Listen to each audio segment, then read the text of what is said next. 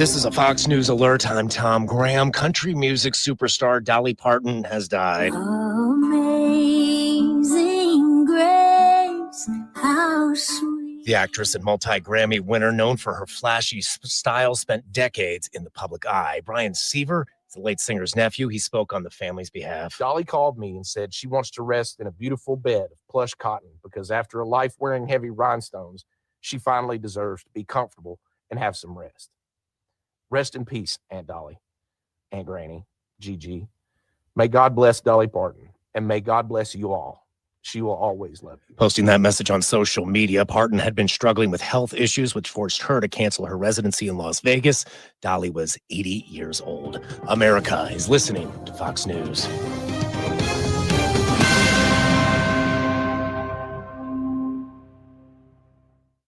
As a parent, you said you'd never give up the convertible. Look, the van even has its own backing. You said you'd never schedule your life around a stuffed animal. Nobody panic. Bun Bun is still at daycare. And never put them in harm's way. I'll be right back, little man. Just gonna pop in the store for diapers. But never happens. Temperatures as low as 60 degrees can be deadly for children left behind. So always bring them with you every time you park the car. Stop, look, lock. Brought to you by NHTSA and the Ad Council. When a child is struggling with their mental health, the adults around them can make all the difference. Parents, teachers, coaches, anyone who shows up in a child's life. Because in those tough moments, kids are looking to the grown-ups around them for support. If you're at school having a bad day, you just don't want to do anything. I just get these thoughts like, do better. All my little emotions in my head is just running crazy. I don't know what to do. As a teacher or coach, do you ever feel overwhelmed? He's just in tears in the huddle. I was like, what's wrong? And he's just like, I'm just so frustrated and I didn't know what to do. None of my undergraduate studies talked about mental health. Teachers need tons of help. That's why the Kids Mental Health Foundation provides free expert-developed tools and resources to help adults support the kids they care about. Having those resources is the same as the CPR class to me. We're trying to save a life here.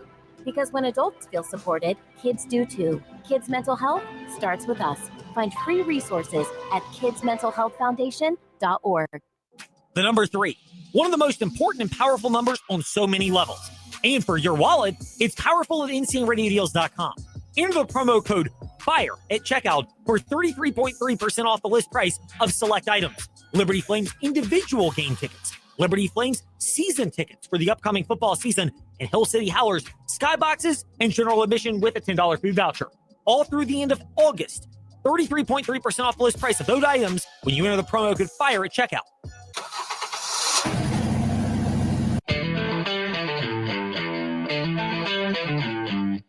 You're stepping into the fast lane on the VTRN Sports app. 93.3 FM and 1320 AM Lynchburg, and asking your smart speaker, open VTRN Sports Lynchburg. Now, take the fast lane through the topics that matter across the Commonwealth. This is the Fast Lane with Ed Lane and JJ Hendrickson. So I'm not a Dolly Parton fan. Nothing against her, nothing in favor of her, not my cup of tea. But I acknowledge plenty of people in our audience and plenty of people are fans of hers, so we send our condolences out to her family and an RIP to a legend in the music and entertainment industry.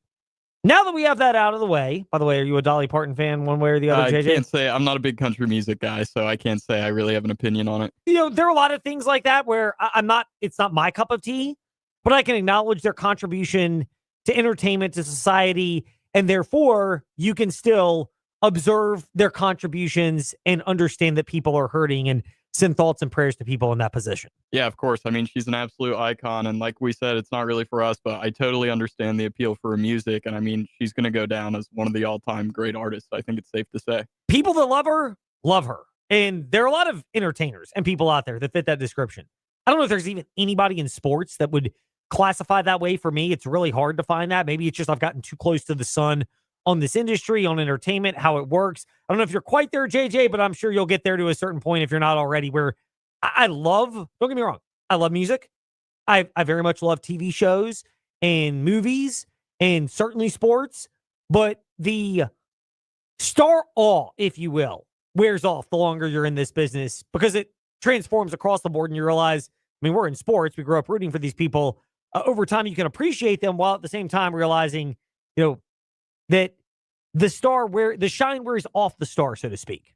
Yeah, I mean, I get that. I don't think the star awe has quite worn off for me yet. I mean, even some of the guests we have on here, I find really cool that we're just talking to them. So I'm sure it'll wear off eventually, but still kind of in that honeymoon, that new phase where everything's exciting and fresh still. Doesn't mean you can't enjoy it. Even if it wears off, remind yourself, we're all fortunate and blessed to still be in an entertainment industry. And I don't know how long it'll last. God's blessed me to get me this far. His plan may change for me, hopefully with notice, maybe not. You never know. But hey, he's kept me here this long, so clearly there's a purpose. Meanwhile, after Ed's potentially unnecessary detour, let's get back on the road in the fast lane.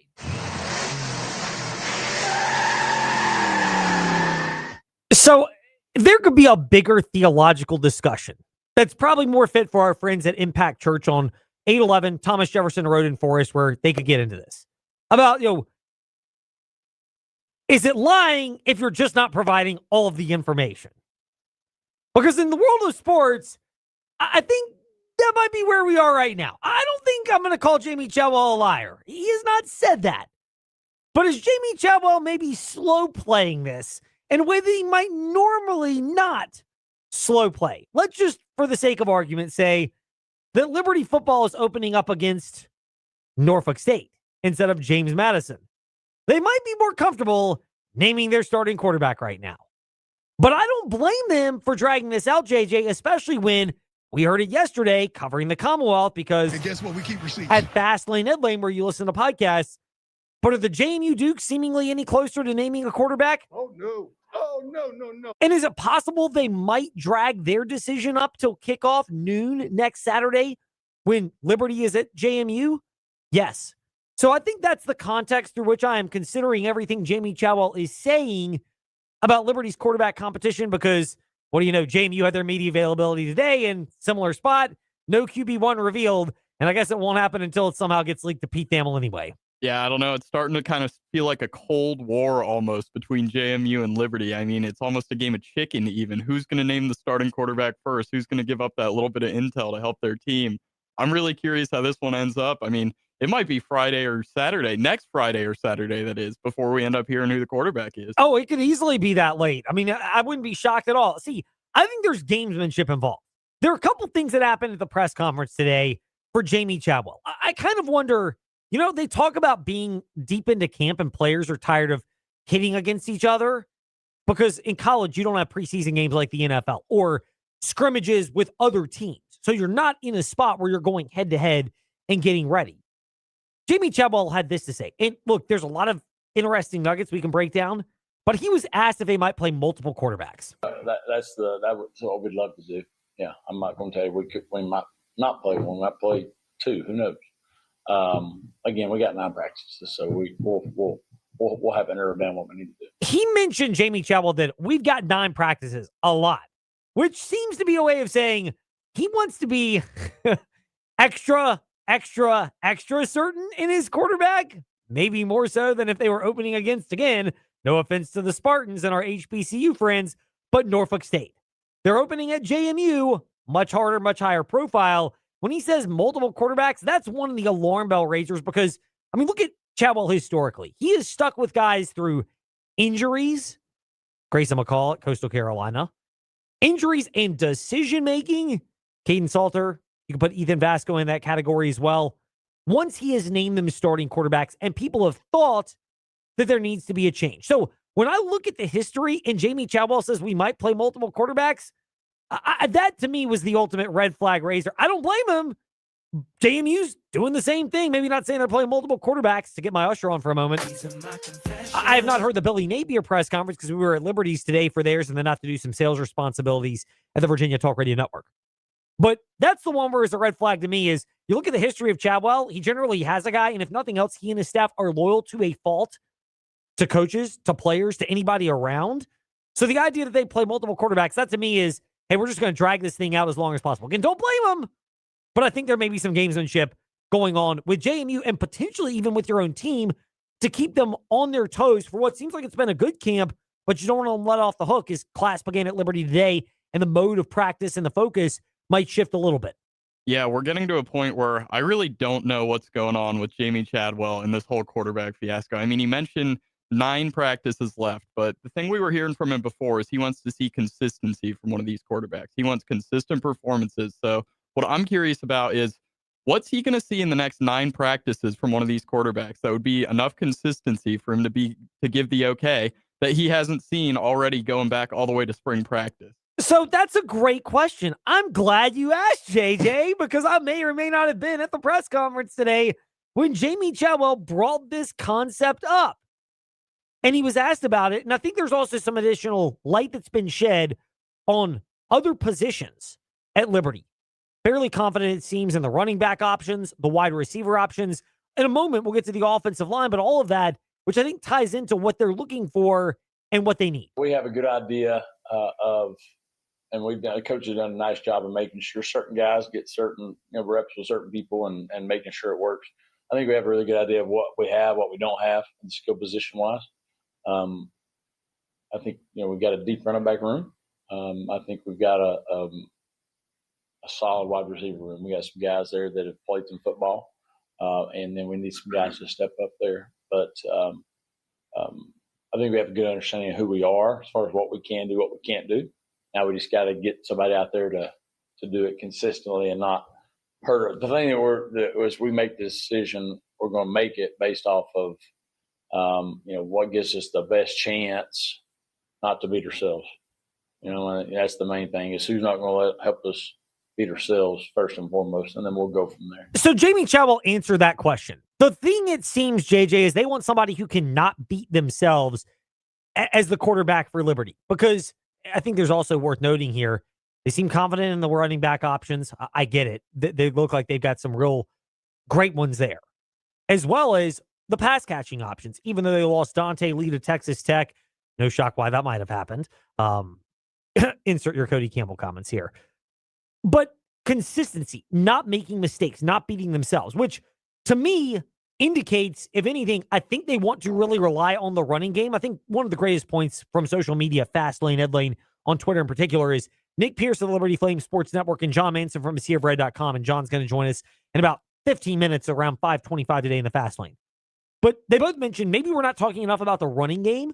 And if you're going to rely on the running game, there's kind of an old school element, which is the number one thing you want out of a quarterback is to not screw it up. And look at their options. There's 2 unknowns in the program of Jalen Henderson and Deshaun Purdy. Although you have college film on them, Purdy, not the best accuracy. And if it's not great, there can be issues at certain times. Then you add Henderson into the mix as well. Bounced around to a couple of spots. Vasco, it could be injury related, but he had some questionable throws and turnovers last year that were a problem. Injury, decision, maybe a combination. And then you have Jason Davis, the true freshman at quarterback, which that's a big ask unless you're talking about some prodigy of a talent like Faison Brandon, who was named the Tennessee starting quarterback, which I get why they go with him because he's really talented and you're not getting that at Liberty. So scratch that thought out of your database right now. So because of that, it makes sense. The number one thing they want to prioritize, JJ, is don't make mistakes at quarterback because they're going to rely on the ground game, and in particular, the early portion of the year. Yeah, I think you're exactly right, Ed. I mean, what I'm hearing from there is, of course, you want your quarterback to make plays, but it doesn't sound like they're really relying on whoever it's going to be on making those huge plays. From what I'm hearing, they are going to rely on the run game. They're going to lean into it, and they're not looking for like Cam Ward making plays back there for them in the backfield like he was at Florida or someone like that. They're just looking for someone who's not going to turn the ball over, which I think is smart. It's like kind of an old school, old-fashioned football in a sense where just hit the open guy, hand the ball off, and don't make mistakes. I think even they're not looking for Caden Salter of 2024 because 2023, K-Salt, he was good. He was more mentally locked in. Again, I maintain he probably should have left after that year, even if it wasn't quite the financial terms that he wanted. Auburn was a rumored suitor. Others were interested as well because it was one of those, when he's ready to move on, let him move on situations. And in 2024, I don't think he was great in terms of decision-making with the football. More turnovers, didn't quite live up to their expectations with the 4-8 season. Last year, they had injuries and decision-making at quarterback. So to me, I think that if anything, the staff is scarred by that, and they're going to go back to the fundamentals that have worked well for them in 2023 and back at Coastal Carolina and prior stops. Yeah, I like that, especially in this current era of college athletics when you're not necessarily going to get the highest end talent at a group of 6 school. So go to what's fundamental, go to what you know is going to work. And honestly, that kind of game plan, it's effective against all opponents, I feel like. Sure, you might get thrown around in the trenches a little bit, but you're not relying on your passing game, your quarterback to make these unbelievable plays. I feel like that's going to allow you to have a more consistent game plan and a more consistent identity as well. Two other reasons why I'm not panicking on this if I'm a Flames fan of the old slow playing on QB1. I think they may know it, but the other thing, running game, offensive line. We know there have been injuries at camp. Depth, I think, is a legitimate concern right now. They've taken a hit there. But Jamie Chadwell mentioned that while depth is a concern, they seem to know who their starting 5 offensive linemen are and their top 2 backups, which means your swing tackle, they could play offensive tackle on either side, or interior offensive lineman, or the option, and then your swing interior offensive lineman that could play either guard spot or center, or somebody that could play the left side or the right side of the O-line, and one of them could double up as center, or you've got a lineman that can move around. It seems like the Flames are confident enough in that, which means they've got an idea of how the O-line can look at least early in the year. I think we have 5 that we're going to trot out there, and then we've had some injuries. We've lost a couple of guys there that we were really deep at O-line, and then we lost a couple of guys to some injuries that have hurt our depth. So I think we feel really good about who our 5 to 7 are as far as who the swing guys are. But we need that number, 7 and 8 guy to really be more consistent, because you typically play 7 to 8. It's hard not to have your whole 5 in there the whole season without some type of bangs or injury. So that's one angle to it, running backs. The other is this.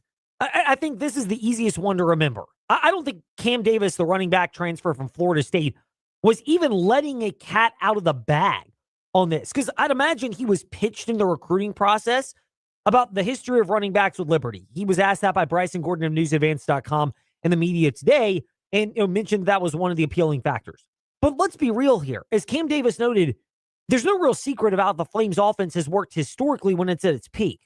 There's no secret to what the offense and this coaching staff has done in the past. So I think it'll be a good year, especially having depth and guys that can rotate in and out. Individually, I don't really set goals for myself. I just want to go out and play ball, be myself. And I will say this year, I'm the most confident version of myself. So I'm just ready to go and put my all on the field for this university, myself, and my family. So this year, I'm just looking to be able to have a great time with my teammates and win. So it brings up a question about that, about the Liberty offense. And there are a number of ways you can go with that. But the biggest one out of that bunch of what Cam Davis said is, it's no secret what this offense is built upon and does. And I think if you're Jamie Chadwell, you're fine with we in the media and the fans talking about who's going to be QB1. That's a natural storyline and natural question to ask. It also means that your team can still stay on edge, because if you haven't named that, every position's up for grabs theoretically. It can keep JMU on edge. And remember, the Dukes have got some former Liberty Flames staffers. There's some ties that are there. Obviously, it's a big rivalry and battle, the Battle of the Blue Ridge. They're playing each other more regularly. There's clearly an emphasis from both fan bases and alumni in terms of wanting to win that game. And you're opening the year against that type of team. So it's not like you get the runway of, let's just say Norfolk State plays at Liberty and Hampton plays against JMU, and both teams you feel pretty comfortable that if they just run a basic game plan, they can win the game. That's not the case. I mean, it's a 6-point spread, 6 to 7 point spread, depending on where you may look, meaning it should be a pretty competitive game, meaning you're looking for edges. And in an early portion of the season, you know that. And I think you judge all that. I think they know what they're doing, the Flames staff. I think the players may even have a lean on where it is, but it just keeps everyone on edge, which is not the worst thing. Yeah, I think the point about what worked historically is a great mention. I mean, 2 years ago when they made the Fiesta Bowl, 3 years ago, they had one of the best running offenses in the nation. Is that correct, Ed? Yes, they were in the top 5 of particularly rushing offense. It was basically Liberty. I forget who the other school was. And then the service academies. Okay, so your best year in program history, you were absolutely dominant in the run game. Last year, it wasn't what everyone was hoping for. You didn't quite meet expectations. So I love this approach to go back. What gave you your best year in history, really lean on that running game. And maybe that's kind of what he's indicating with this late quarterback decision. As you mentioned, they're going to lean into the run game once more, and maybe they'll get to the top of one of the best running team in the nations once again. It makes a lot of sense. And that also makes sense why, if you're the Flames, the one thing you're just truly drilling down and emphasizing is don't screw this up at quarterback. And I know you don't want them to go into the game thinking don't make a mistake, but you have to be in the back of your mind is it's okay to throw it away, to slide, to live to play another down, as opposed to just coughing it up and turning it over on a fumble or an interception. And this is the time where you can keep emphasizing that to everybody. But I absolutely think there's gamesmanship both internally and externally with the Flames QB message. Does John Manson agree? We will ask him around 5:25 today in the Fast Lane, and then around 5:45, Dave Glenn of the North Carolina Sports Network will discuss something that we get to kick off the Fast Five at 5-ish discussing right now. It's time for Fast Five at 5-ish. 5-ish minutes on 5 relevant topics done around 5 p.m.-ish. Ish, because our counting skills are kind of ish. Let's start with number 5. It's been reported by Pete Thamel, Ross Dellinger, and all the other college football reporters. The ACC, the SEC, the Big Ten, and the Big 12 are all considering league-wide policies that ban pro players from returning to the conference. I'd imagine Notre Dame's on board with this, considering they wouldn't take players who have been at Notre Dame back as transfers because of the academic year already starting. Marcus Freeman noted that with our guy, Junior Tuliamaka, who instead was trying to go to LSU as a transfer from the NFL offseason back to college. Here's a couple things, though, that are worth noting. And Dellinger brought this up on Twitter. It's important to note that league-wide rules do not absolve a conference from legal challenges. In fact, I think there's more likely to be challenges, and you're more likely to be sued by athletes as defendants in separate lawsuits or in a collective lawsuit. Dave Glenn, legal background, 5:45 today on this on the North Carolina Sports Network. But here's the other thing of Ross Dellinger. He said on Twitter, quote, "If/when this happens and conferences are enjoined from enforcing their league-wide policies, the conference commissioner and or his presidents will then need to determine how aggressive they will be on sanctioning schools directly for playing an ineligible athlete," end quote. Does all this not sound like a Power 4 split and breakaway? Like, they're all putting their own policies in place right now, JJ. They're all not waiting on the NCAA to determine policies, and they're all have repeatedly said they want to govern themselves in a different manner from everybody else. If nothing else, I don't know who all might be there, but I think we're starting to see more fracturing between those schools and the others, and they're basically saying, hey, we've got the resources, players are going to want to play for us, and we're going to be the ones to make these rules how we wish, and if the NCAA can't do it, let's do it ourselves. Yeah, I don't like hearing that. It does kind of feel like we have momentum going towards a super league of sorts with these Power 4 conferences, and like, I'm a bit of a college football traditionalist. I like the conferences we have. I still miss the Pac-12. So to hear these 4 conferences acting like they're going to align and kind of leave the group of 6 behind in a sense, I don't like that at all. It makes me a little nervous about what I'm already concerned about, the shaky future of college football. Yeah, no doubt. I mean, there are clearly questions and shaky futures. Meanwhile, number 4, a study came out the other day that found, quote, at least 1 in 4, end quote, former NFL players, this is the part that jumps out to me, quote, might expect to end up with CTE, end quote. Might expect to end up with it? Just 1 in 4? Look, anybody who plays football, heck, you could play soccer, hockey, boxing, lacrosse. Anybody could theoretically get that. Now, do I believe there's a link, and has it been proven basically to be a link between football and other contact/collision sports and CTE? Absolutely. Do I believe it's more prevalent at the higher levels where players are bigger, stronger, and faster and making more contact with each other? Not to mention they've been doing this even longer from high school to college to the pros. I think they're all factors that are into this. But there are a number of factors that go into this. How do you take care of your body as a player? How do you take care of your body when you stop playing? What do you do for yourself physically and mentally? Now, could it eventually catch up to you? Sure. But there's examples of players out there that look like they're highly functioning, even though they've had multiple concussions. Troy Aikman's an example. I think he's a phenomenal broadcaster. To me, he is the gold standard for color analysts on TV right now for the rare times I'm not listening to games on the VTRN Sports app. But when I look at this across the board, does CTE get linked to football and other sports? Absolutely. But, 1 in 4 might end up with it. I mean, I might end up getting in a wreck when I go home. I pray to God that doesn't happen, but I might have that happen anytime I'm out on the road.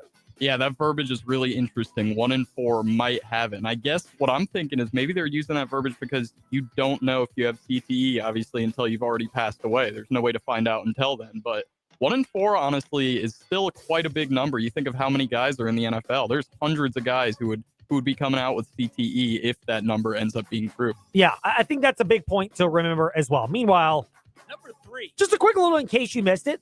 First-time eligibles for the Pro Football Hall of Fame. We didn't get to this when they inducted the class a couple of weeks ago. Gronk, Ben Roethlisberger, Adrian Peterson, to me, are the easiest locks out of that bunch. Agree or disagree? Absolutely agree with that. Okay, probables to me are Richard Sherman and Cam Newton. I would say probably. Even though he's a basket case, Antonio Brown was good enough for a long enough period of time. Where it gets complicated for me afterwards are Le'Veon Bell. I don't know if he played a long enough career. Alex Mack or Andrew Whitworth. I think they may get tied as linemen, but Whitworth gets the nod because he was not only with the Rams, but also won a Super Bowl and had a little bit more successful career. Meanwhile, Gerald McCoy and Eric Weddle, I think they were both really good, but I don't know if they're Hall of Fame worthy in my mind. That's kind of the overview of first-time eligible ballots. I think you got your three obvious first-timers in Gronk, Big Ben, and Adrian Peterson. Sherman, Newton, and Brown may crack that. I think eventually they'll get in, even as weird as Antonio Brown is. The rest of them, Le'Veon Bell, Whitworth, Mack, McCoy, and Eric Weddle, are all more in the coin flip. Some may get in, but some will probably be left out variety. Yeah, Antonio Brown had one of the highest peaks of a wide receiver we've seen in the modern era, so I would not mind him making it all. I do think he was successful for long enough. Unlike his former teammate Le'Veon Bell, one of the most patient runners we've seen in recent history, I don't think he was on top of the league long enough to make the Hall of Fame. Andrew Whitworth, I do think, might get the nod just because of his legacy out in L.A. Yeah, that's a great point on Bell in particular. To me, he's kind of like Terrell Davis, except Davis was consistent the entire time for a shorter period, including being the direct reason why Denver won 2 Super Bowls. I know Elway finally got off the schneid, but it was the running game led by Terrell Davis that was the catalyst to it. The story, by the way, with Davis that was fascinating was when he had migraines in that first Super Bowl win, and Mike Shanahan said, go in the game. You're not going to get the ball. Don't worry about being hit. We just need you out there because the play fake is not going to work unless you're in the game for John Elway to ultimately take it around and helicopter into the end zone. That's the difference. Le'Veon Bell never had that type of impact. No, not at all. I mean, he never even made a Super Bowl. I don't think the Steelers went on a super deep playoff run with him at all when he was in his prime, maybe the first or second round. So he never had that late playoff legacy moment. Yeah, it might have been conference championships, but they never made the Super Bowl. Bell was not there when they won it in the first iteration, the second iteration of Big Ben. Number 2. Speaking of running backs in troubled past or presence, UVA running back Solomon Beebe, suspended indefinitely for conduct detrimental to the team. He has been charged with 3 misdemeanor counts of animal cruelty charges, allegedly punching and smacking his pit bull. And according to the Post, 2 separate incidents, by the way, that popped up. One, August 10th, the other, August 12th. Okay, if you have one moment where, your dog is about to fight with someone else and you kick the dog, I'm not saying you should kick your dog, but if you're trying to break up a fight with another dog or a human and watching out for welfare, that's about the only instance where I can understand this. Or if you're tackling your dog because they may try to run out in the street and you have to form tackle them, again, save the dog's life, I get it. But in any other case, if you have multiple instances of kicking and punching a dog, which Solomon Beebe apparently has, he absolutely should be suspended. If anything, if these things are proven to be true, and that's Tony Elliott has said he's suspended indefinitely, but we're going to let the courts handle it from here on out, but he's not participating in the team, which I think is the right way to handle allegations like this. To me, if he's proven guilty, this is a no-brainer. You can't have this guy around. Yeah, the multiple instances is a total indicator for me that it's a repeated behavior. It's becoming a pattern, and the suspension needs to happen. I know you're an animal lover. I'm a huge animal lover. I don't even kill bugs in my house. I take them outside. So hearing he's smacking and kicking his dog, I don't care what his reasons are. There's no place for that in this world. Yeah, I mean, again, if it was one-time instance and you're trying to break up a fight, it would be one instance. But the fact that you hit the nail on the head. Multiple instances, that's a red flag raiser. Number 1. Speaking of Virginia, Cam Robinson termed a game time decision for Saturday.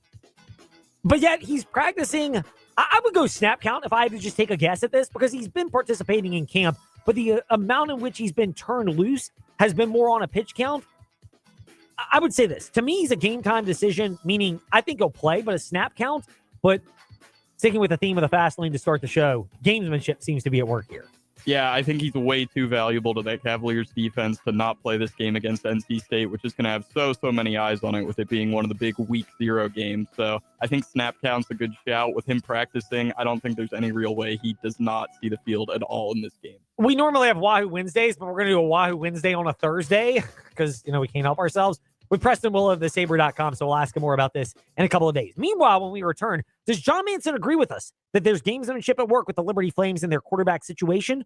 We'll discuss when we return here in the Fast Lane. Mark Dalton here with the Terry Auto Group. If you don't love your car, then you're simply just driving the wrong one. At Terry Volkswagen, Terry Subaru, Terry Auto Outlet, and the Terry Clearance Center, we've got the perfect new or used car for you. We make your car buying experience easy. Need help with imperfect credit? No problem. Our team works hard to get you approved and back on the road. Because when you shop at Terry, you drive away happy.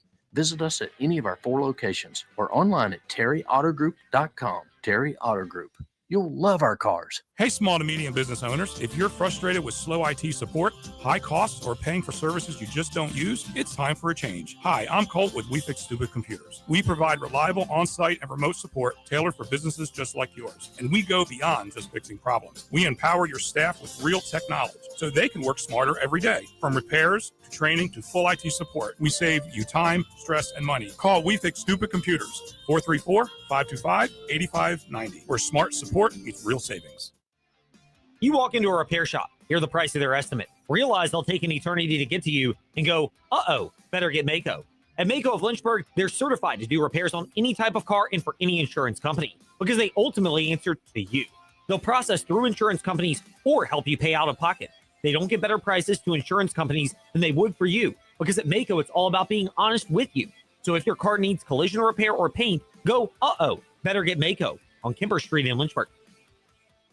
Hi, I'm Zach Mackey, the voice of Virginia Tech Hokies men's basketball. Start jumping. This is your home for the Hokies. VTRN Sports 93.3 FM and the VTRN Sports app. Step into the Fast Lane 24/7 at JJ Hendrickson 27 and Fast Lane Ed Lane on Facebook, Twitter, Instagram, YouTube, and wherever you listen to podcasts. Now, back to the Fast Lane. Yes. Quarterback battles. I do believe it's legitimate. I also believe if Liberty was opening up against Norfolk State, they might have or Hampton or pick some easier opponent, relatively speaking, than JMU. They might have a quicker decision that they would have made on the quarterback battle.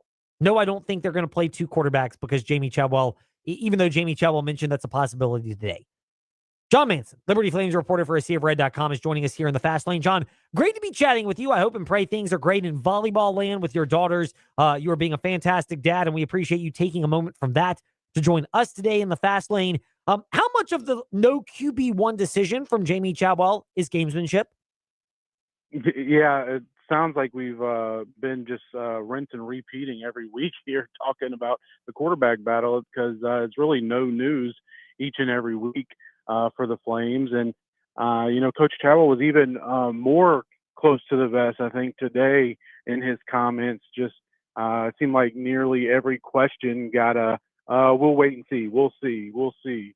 And I don't know if that's because, kickoff against James Madison is approaching as it's now less than 2 weeks away or what that is. But yeah, I think it all comes down to just gamesmanship and him playing things close to the vest, like you mentioned, against a team like James Madison, who, Liberty is nearly a touchdown underdog going into, and it may be the only team this season, depending on how the year goes, that the Flames are underdogs going into the game. So, you can understand it, but at the same time, as a fan, as a follower of the Flames, you might have a little sense of trepidation or cause for concern because it at least appears to us that, those outside of the Liberty football locker room, that no one quarterback is separating themselves, and that makes you think, or at least, harken you back to what happened last year at the quarterback position where the Flames had more interceptions thrown than touchdown passes thrown. John, there are so many angles to get to this when it comes to the quarterback battle. We will get to the bigger picture one later because, let's have some fun. Let's be real here. Let's delve into this QB1 discussion for the Liberty Flames right now because there is no official decision. Is there a staring contest going on between JMU, who is also not naming their QB1, and the Liberty Flames because each staff seems to be looking for that every little bit of edge they could find for the Battle of the Blue Ridge next Saturday at noon up in Harrisonburg? Yeah, that certainly could be something that we got going on. Obviously, we had Coach Billy Napier's press conference on Monday, I believe it was. And, he kind of said similar things to what Coach Chadwell has been saying throughout training camp, and that's just some inconsistency at the quarterback position and no one really establishing themselves as a bona fide starter. And now on the flip side, JMU and Coach Napier has come out and announced their quarterback battles down to the top two. So Liberty still, at least to the outside world, it has four guys battling it out. And again, I don't think that's necessarily the case. I think the Flames internally have narrowed it down to at least the top three and maybe the top two.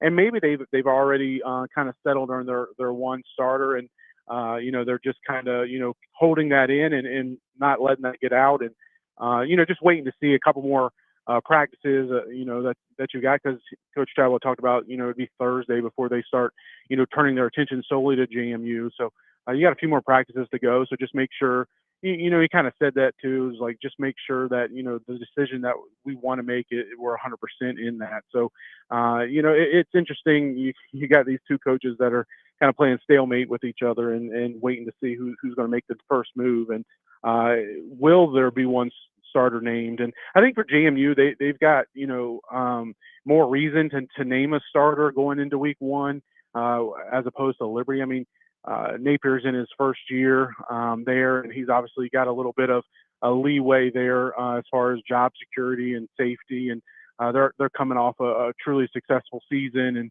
and things like that, and think that they're better than Liberty. You would think so, at least internally, and whereas Liberty, coming off the 4-8 season, Coach Chadwell's entering his fourth year in the program, and there's obviously a little bit of pressure on his seat. So a little bit more pressure on the Flames going into that game than you would think it would be on Napier and JMU. Would the Liberty Flames or even the JMU Dukes be taking this coy approach if they were opening up with a 1AA FCS opponent as opposed to each other pretty stout, and the Vegas spread of 6.5 or so indicates that? No, I mean, you kind of alluded to that in your open there a minute ago, and I agree with you. Like last year, Liberty opened up against Maine, and they had a quarterback battle, but game week, Coach Chadwell announced Ethan Vasco as a starter, and you go back a couple years ago when Liberty 2023, Coach Chadwell was making his debut as Liberty's head coach, and there was a quarterback battle during camp, and between Caden Salter and Jonathan Bennett, and it wasn't until just a few minutes before kickoff against an FBS team in Bowling Green, the MAC foe, that he announced the starter as being Salter. So, and obviously that season went off to the Flames had terrific success, won 13 games, and made it to the Fiesta Bowl. So, I think if Liberty was playing Gardner Webb, which is our week 2 opponent, that you're probably more likely to have heard who are the top 2 or 3 guys are by this point, and potentially even who's the starter in next week's media availability. But again, I don't think we'll hear anything even next week in game week leading up to the JMU game. And I wouldn't expect there to be a starter officially named until no earlier than Saturday morning, the September 5th, prior to the James Madison game, which kicks off at noon. Yeah, I mean, that's probably where we're trending in this debate between Liberty's quarterbacks and JMU's quarterbacks, is they might just be waiting until whoever loses the toss and has to receive the opening kick. That's when the quarterback one gets trotted out there for each respective team. John Manson from AseaofRed.com is with us here in the fast lane. John, are people losing sight of the fact that, for Liberty's quarterback, it does make sense that not making mistakes would be one of the key points of emphasis when you consider that mistakes have been what doomed this position each of the last 2 seasons, with both of them being down by the Flames' expectations? Yeah, I do think that's the case, and Coach Chadwell has talked about that even going back to the spring when asked about the quarterback battle. As he said, most important thing is to make sure you're putting the ball in the right team's hands and not putting the ball in danger. And especially in this offense, you think back to what Coach Chadwell has been, each of the last 3 years at Liberty, and even prior in his previous coaching stops, is it's a run the ball first and second and sometimes even third before you worry about passing the ball. And, we've talked about that some throughout the summer, is that we think that that's what Liberty will get back to and try to build this offense around again this season, where you're running the ball with guys like Cam Davis, who we got to speak to today, or the Florida State transfer, Kanye Udo, Peyton Jones, other running backs that we've heard a lot about during camp, and behind that big offensive line, experienced offensive line, veteran offensive line, and not putting your quarterback in tough situations, and just making have a guy that's more of a game manager is what you really need. Which and again, when I say that, I keep thinking about Jalen Henderson. I think the former Texas A&M West Virginia transfer.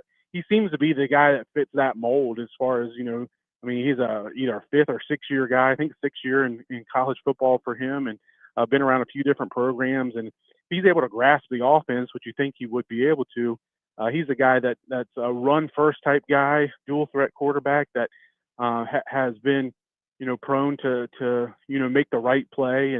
And whereas Purdy, in Vasco as well too, seeing what he did last year, a little bit more inconsistent and more likely, at least on paper and in their previous stops, to put the ball in harm's way. So, again, I'm not saying that means Henderson's going to be the starter, but it gives me a reason to at least think Henderson has a true legitimate shot at this, and probably somebody that we've undersold a little bit throughout the summer. When I say we, I mean myself and the rest of the media that covers the Flames.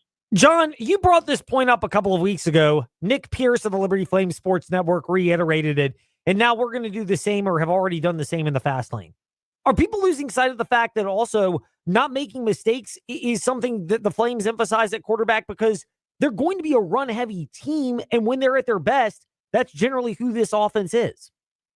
Yeah, I mean, go back to 2023. Liberty led the nation in rushing, and 2024 was a top 5 team in the nation in rushing. And obviously that was primarily behind Quentin Cooley and Caden Salter as well at quarterback. He rushed for right at 1,000 yards in 2023. So I kind of think that's what this Liberty offense wants to be and wants to get back to. It struggled a little bit at times with that last year, and I think there was multiple reasons for that. Some the offensive line struggled and was trying to figure out who they were and what pieces fit where, and they kind of got better as the year went on and towards the last half of the season. And at running back, Liberty didn't know who it was going to be, right? I mean, it ended up being Evan Dickens, and he had one of the best individual seasons Liberty running backs ever had. But it was about 3 games in before he really took over as the team's top back. And I think this year, with so many experienced running backs, new running backs, but experienced running backs at the college level, I think the Flames will get back to wanting to make sure they run the ball, emphasize the run, and like we talked about, is this offensive line it's experience. Coach Chadwell's talked about a couple of injuries. Earl Anthony Jr., the most notable, a guy that was running with the first team at right tackle, is likely to miss the whole season. But that was on the first day of camp, so they've had several weeks to kind of fill in around him and figure out what they got. So it hurts their depth more than anything. But yeah, I anticipate this to be a run-heavy offense like it typically is under Coach Chadwell. But at the same time, you go back to 2023. Caden Salter had a lot of success when those safeties would start to cheat up, when he play action or RPO reads and be able to hit a guy like C.J. Daniels over the top. So the Flames still have to have that ability in the pass game with their quarterback, and I think the coaches feel pretty confident in their receivers, at least with Mekhi Jackson and Jamari Person and also Darius Copeland. So that's what they say. We'll have to see when we get out there starting September 5th.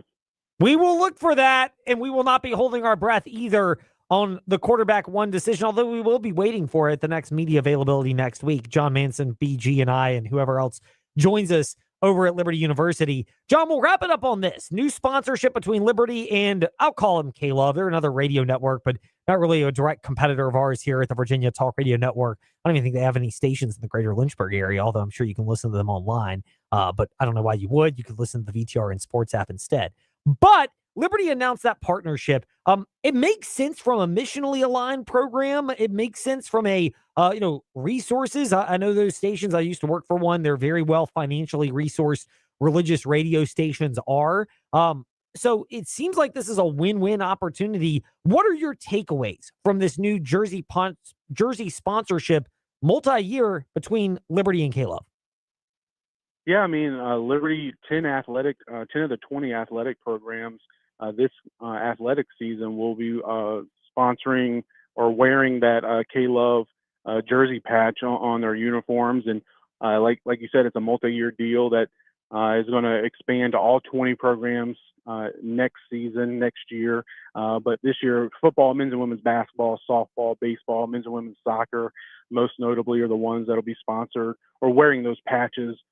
K-Love, but yeah, I agree with you. It seems, that these two are definitely missional fits. They're both in the Christian atmosphere, especially with young people. And the K-Love CEO was talking today at the press conference about how they've been intentional of trying to, make inroads with that younger generation nationally. It's a national brand, and sponsoring with the world's largest Christian university in Liberty University, which is a national, even a worldwide brand, certainly makes sense for them, and it makes sense for Liberty too. And athletic director Ian McCall talked about how it was a missional fit, and when they set out a few months ago when they were looking into a potential jersey patch sponsor, first and foremost, it had to be a missional fit, and they found one with K-Love, and it'll be interesting to see how this plays out moving forward. I know K-Love they sponsored a NASCAR driver a few years ago, which is something I just found out today, and I'm sure we'll find more and more out about K-Love. Not something I thought I'd spend much of my Tuesday doing, is researching a Christian music radio station, but here we are.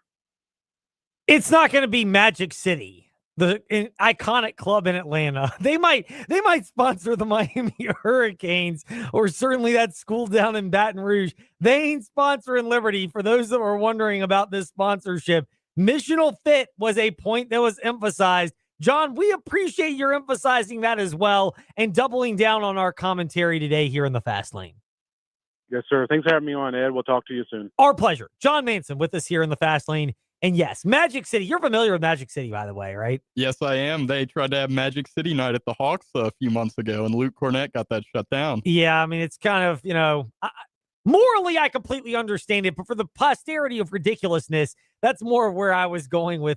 And no, they were not going to sponsor Liberty. I don't think there's any amount of money that would allow that to happen, but maybe other programs. Meanwhile, that's a topic for another day. We're not going down that road. We are going to go to the legal road about the schools trying to ban NFL transfers back to college. Dave Glenn, can he believe we're even discussing this topic? We'll ask him that next in the Fast Lane.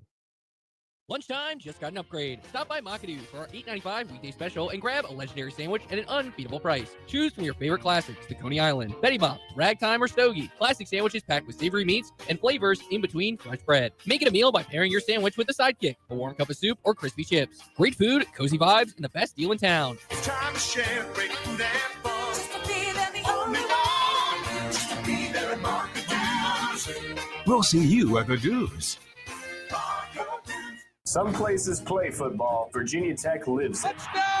In Blacksburg, maroon and orange combine to belt an anthem heard across the mountains. Fireworks light up the evening sky in Blacksburg. And on warm autumn nights, the earth will shake beneath your feet. It's a miracle in Blacksburg. Tyrod did it, Mikey. Tyrod did it. One stadium, one tradition, one unforgettable experience. Virginia Tech football tickets are on sale now. Visit Hokiesports.com. We'll see y'all in the fall. Edge of your seat drama, the thrilling pursuit of victories and championships. From the premier NASCAR series to local racing, visit frontstretch.com for your true inside access. We don't just report the news, we live it. From insightful articles to captivating podcast commentary, frontstretch.com opens the gates to the NASCAR pits, track, and corporate suite, so you can get closer to the garage than ever before. Frontstretch.com, fast, fearless, focused on racing fans.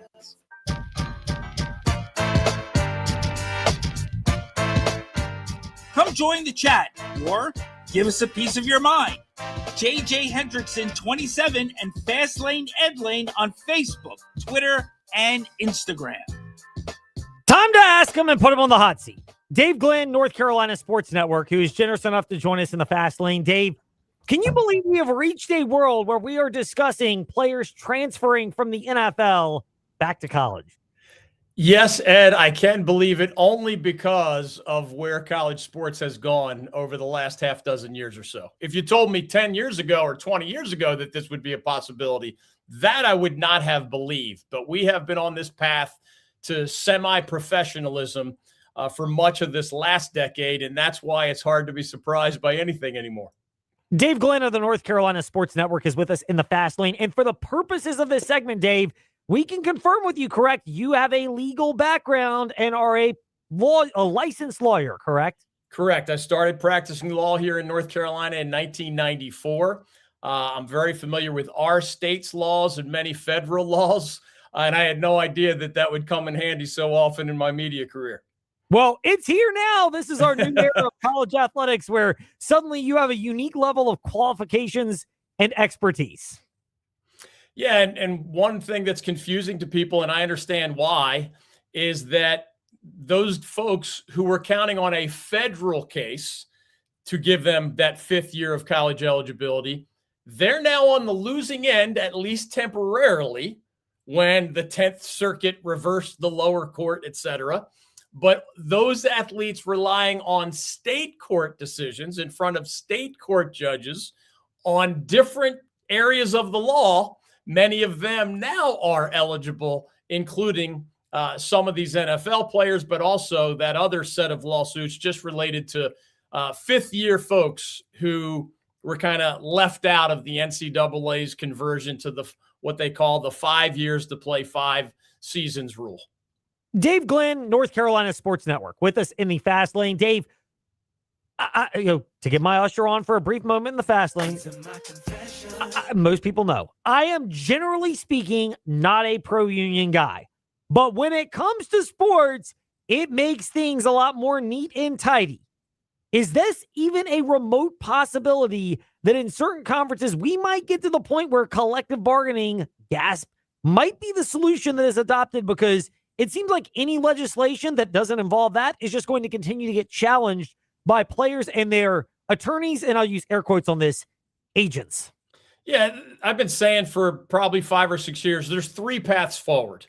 One is to adopt the truly professional system that you just referred to, where a lot of folks might not realize it, but let's just say the NFL draft would be illegal without the NFL's collective bargaining agreement, where the owners of the teams get their bunch of lawyers, the players and their agents get a whole bunch of lawyers, and they argue about a deal that involves what are the draft rules.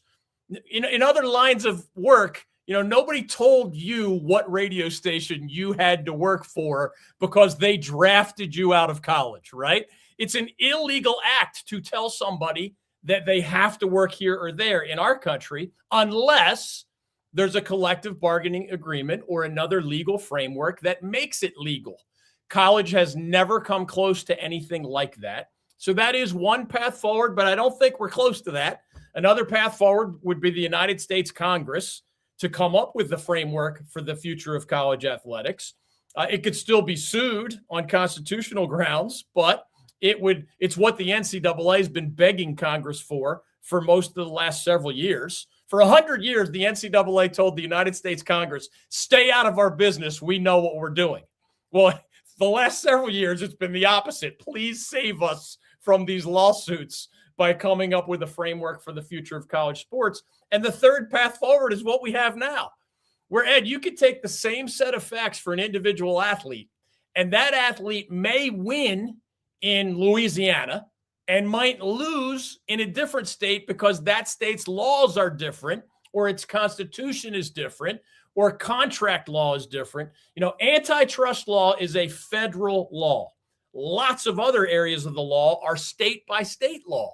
Where you're in Virginia, I'm in North Carolina, lots of things are different in the nitty-gritty of how laws are applied in those other areas of the law. That's why we're here. The NCAA hates this state-by-state patchwork of results. They've appealed all those results. They've appealed this NFL case. They've appealed the 5-on-5 cases, 5 years to play 5. So it's all in limbo, and here we are days away from the start of college football season, and you have guys still trying to join LSU and other teams. Dave Glenn, North Carolina Sports Network, with us in the Fast Lane. Dave, I hear 2 things that jumped out, and you can tell me where I'm wrong or right. One of those 2 things is the comment yesterday about Greg Sankey and the SEC opposing this, and that people view this as his Brendan Sorsby moment in case. He does not want this to happen where players can transfer out. Then you see the other conferences also jumping on board and saying they don't want this to happen. And by other conferences, we're talking Big 10, Big 12, and ACC. Is Sankey playing this game, and are these other conferences playing this game where they sense an opportunity to once again lay the groundwork for their Power 4 breakaway from the rest of college athletics? Well, that's a big picture question that, as I've told you on other visits, I don't think we're near that breakaway in the next handful of years. There's too many TV deals that go to the end of the 2020s. So we can revisit that aspect, 3 or 4 years from now, because I think that is a possibility. In terms of the shorter future, what's really interesting as we speak, the Big Ten is the only conference that has come out and said, guys like these NFL training camp dudes that are trying to come back to college are not playing for Big Ten schools. The Big Ten has already voted on it. They're not going to allow it. They're going to penalize coaches and schools who accept those players back from the NFL. But the Big Ten, as we're having this conversation, is the only one that's already gone through the process of adopting that rule and threatening their schools, essentially, don't take these NFL guys. Obviously, the same time SEC Commissioner Greg Sankey is saying that he doesn't like this idea, LSU coach Lane Kiffin is signing these guys from the NFL. So clearly the SEC hasn't adopted that rule yet, and I don't expect that it will. Jim Phillips of the ACC said it's on the agenda to be discussed in the Atlantic Coast Conference this week, but we're running out of time here, man. Like, either these guys are eligible for games starting this Saturday. More schools, of course, start the following week, but we're running out of time, and we might have state-by-state differences on this. We might have conference-by-conference differences on this. The five years to play 5 lawsuits involve hundreds of athletes. So far, we don't see as many trying to come back from the NFL to college football. Dave Glenn, North Carolina Sports Network, with an overview here in the Fast Lane. Dave, believe it or not, we have week 0. And next year, apparently, my dream of the ACC embracing this is actually going to come true. Look, am I off base in saying this? I've criticized Jim Phillips and some ACC schools before, but this is long overdue. This year's a start. Next year is even better. I think you're right. And let's be real. The ACC for decades was the wealthiest conference in America. And because their football TV product was not as good as the SEC's or the Big Ten's, now the ACC is a distant third wealthiest conference in America. What do they know they have to do? Upgrade football, get more people to watch. And part of that is Friday games, other unconventional games, non-conference matchups that are high profile, international games in terms of UNC taking on TCU in Ireland on Saturday. Heck, UVA, NC State was originally supposed to be in Brazil. So they've done a lot of creative things to try to move the needle, increase TV ratings, and just generate more interest in ACC football, which as a brand just has not been anything close to those huge TV audiences that the SEC and the Big Ten schools get a lot more often than the ACC schools do. Dave, we will wrap it up on this as we're pressed for time. NC State and Virginia. Am I off base in thinking this might be a fairly entertaining game, close and high scoring? I'm with you on that. I think CJ Bailey, the third-year starter at NC State, gives the Wolfpack the advantage at the quarterback position over Bo from Missouri or anybody else that UVA might throw out there. But NC State lost a lot of guys to the transfer portal, others to the NFL. They have a brand new front 6 on defense. NC State does. Brand new, all 6 guys. So UVA, of course, is going to try to exploit that. Both of these teams think they're capable of dream seasons. You know, Dave Doran's talking about going to the ACC championship game for the first time in NC State history. Tony Elliott obviously just got there last year at UVA. So I think it will be close. I think it will be fun. And UVA's offensive ability to exploit that mostly new NC State front, to me, is going to be the key to the game. Dave Glenn, the key to our legal expertise, and he shared some of that today in the Fast Lane along with some thoughts on week 0. Dave, thank you for your time. We're glad to connect. Thank you, Ed. Always good to be with you. Take care. Likewise, Dave Glenn, North Carolina Sports Network, to wrap up the Fast Lane today. If you missed that, John Manson joining our discussion on the Liberty Flames quarterback battle. All that Fast Lane Headlane where you listen to podcasts. We're back tomorrow. BG, Seminole District and Dogwood District previews. Thanks for listening to the Fast Lane on VTRN Sports, 93.3 FM, W227 BG Timberlake, and 1320 AM, WVGM Lynchburg.